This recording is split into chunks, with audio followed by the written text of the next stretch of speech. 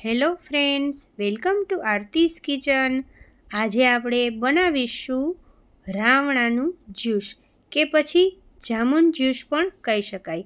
એકદમ ઠંડુ ઠંડુ બહાર લારી પર મળે તેવું ટેસ્ટી જામુન શોર્ટ્સ કે પછી જામુન જ્યુસ પણ કહી શકાય. કાળા જાંબુ અને આપણે અહીંયા કાઠિયાવાડમાં લોકો રાવણા પણ કહે છે. અલગ અલગ રીતે બધા બોલે છે અને અલગ અલગ રીતે ઓળખે છે. માત્ર 5 જ મિનિટમાં બનીને તૈયાર થઈ જશે. એકવાર બનાવશો તો વારંવાર બનાવવાનું મન થશે. બાળકોથી લઈ મોટા બધાને બહુ જ ભાવશે. તો ચાલો હવે આપણે રાવણાનું જ્યુસ બનાવવાનું ચાલુ કરીએ. તો સૌપ્રથમ આપણે રાવણાનું જ્યુસ બનાવવા માટે અહીંયા મેં એકદમ સરસ મજાના ફ્રેશ અને તાજા આવી રીતના મોટી સાઈઝના રાવણા લઈ લીધા છે.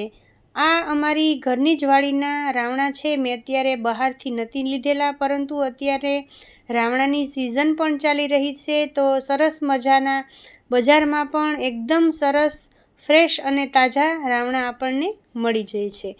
તો આવી રીતના સરસ એકદમ તાજા અને કડક હોય એવા આપણે રાવણાની પસંદગી કરવાની છે. અને રાવણાની પસંદગી કરીએ ત્યારે આપણા રાવણા છે એ મીઠા હોય એવા જ પસંદ કરવાના. એટલે આપણે જ્યારે પણ જ્યુસ બનાવીએ ત્યારે એમાં ખાંડનો ઉપયોગ વધુ ન કરવો પડે. અને રાવણા છે એ થોડા ખાટા એવા અને સરસ મીઠા બે વેરાયટીના મળે છે. તો આવી રીતના સરસ મીઠા હોય એ જ રાવણાની આપણે પસંદગી કરવાની. સરસ મજાના રાવણાને ધોઈ અને પછી આપણે આવી રીતે રાવણાને નાના નાના ટુકડા કરી લેશું. તો ઠળિયાનો ભાગ આપણે કાઢી લેવાનો અને સરસ રીતે આપણે રાવણાને થોડા નાના નાના પીસમાં કટ કરી લેવાના છે. જેટલા પ્રમાણમાં આપણે રાવણાનું જ્યુસ બનાવવાનું હોય એ પ્રમાણે આપણે રાવણાના ઉપરનો પલ્પનો ભાગ હોય એ કાઢી લેવાનો. એટલે સરસ મજાનું આપણું રાવણાનું જ્યુસ છે એ બનીને તૈયાર થશે. તો બસ આવી જ રીતે આપણે જેટલા પ્રમાણમાં રાવણાનું જ્યુસ બનાવવું હોય એ પ્રમાણે આપણે રાવણાનો પલ્પ કાઢી લેવાનો છે. તો હું અત્યારે 2 ગ્લાસ જેટલું રાવણાનું જ્યુસ બનાવી રહી છું. તો મેં અત્યારે એ પ્રમાણે રાવણાનો પલ્પ કાઢી લીધો છે. અને હવે આ પલ્પને આપણે મિક્સી જારમાં લઈ લેશું.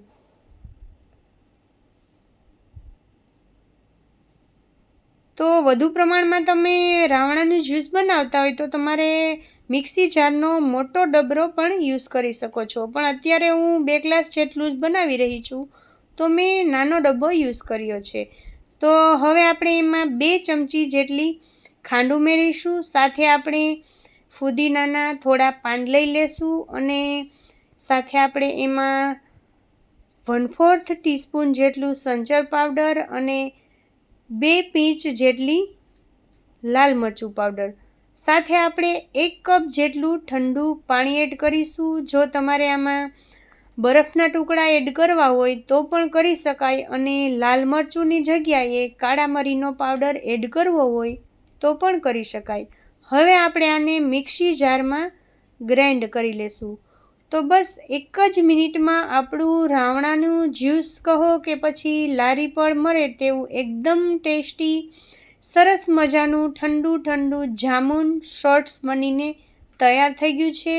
અને આ જામુન શોર્ટ્સ કહો કે પછી રાવણાનું જ્યુસ પીવાના ફાયદાઓ પણ ઘણા બધા છે.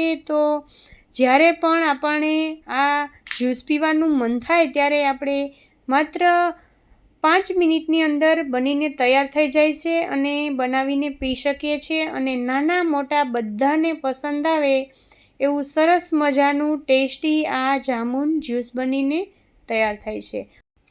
ઉપરથી થોડા બરફના ટુકડા નાખી દઈશું અને ફુદીનાના પાનથી ગાર્નિશિંગ કરીશું. તો અત્યારે રાવણાની સિઝન પણ ચાલી રહી છે અને બજારમાં સરસ મજાના એકદમ ફ્રેશ અને તાજા રાવણા કહો કે કાળા જાંબુ સરસ મજાના મળી રહ્યા છે. તો ફ્રેન્ડ્સ, આ જામુન જ્યુસની રેસીપી એકવાર ચોક્કસથી ટ્રાય કરજો અને પછી મને કમેન્ટમાં કહેજો કે તમને આ જ્યુસની રેસીપી કેવી લાગી.